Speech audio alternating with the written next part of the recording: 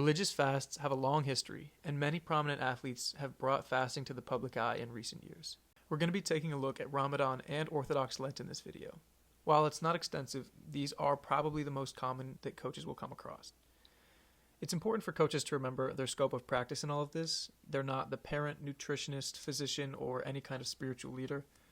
Coaches should work with these other parties to create optimal training plans, but it's not their place to tell athletes whether or not to fast, how to fast, specific nutrition advice, or make any kind of diagnosis. The following is not medical advice.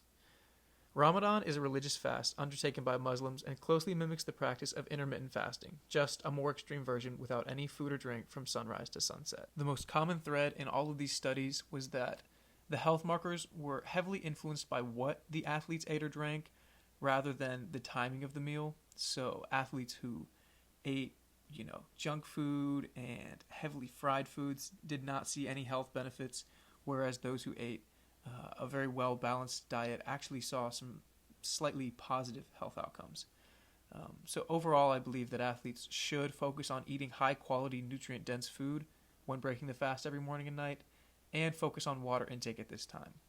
Provided that they manage total sleep, food, and water levels, they should be good and healthy to practice. Athletes will probably see sleep disruption and may struggle to eat enough with only 2 meals, so encouraging them to nap, potentially adjusting training volume, and avoiding training during the heat of the day can really limit the toll that this takes on athletes.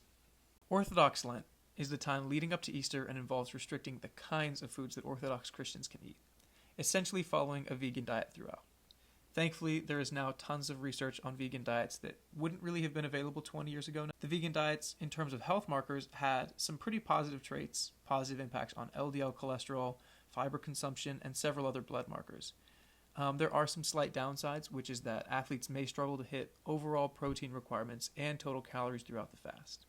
In terms of their overall health, athletes who supplement their B vitamin intake will likely have little detriment in terms of health markers. Performance outcomes are mixed, depending on the kind of sport.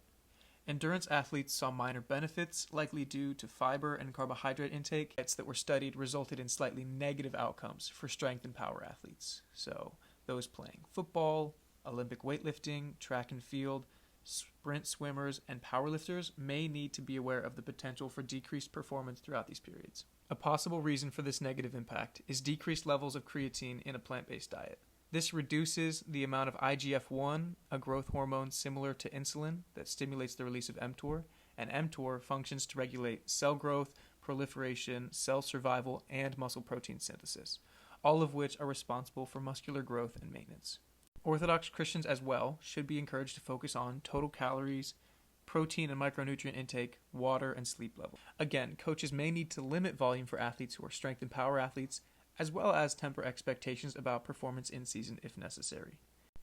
Major takeaways from these studies show that exercise throughout a fast is likely safe, but there may be disruptions to performance, and coaches may need to adjust for feelings of fatigue and additional stress brought on by a fast. I hope these tools are really helpful for you as you coach your athletes of varying religious backgrounds, and have a good day.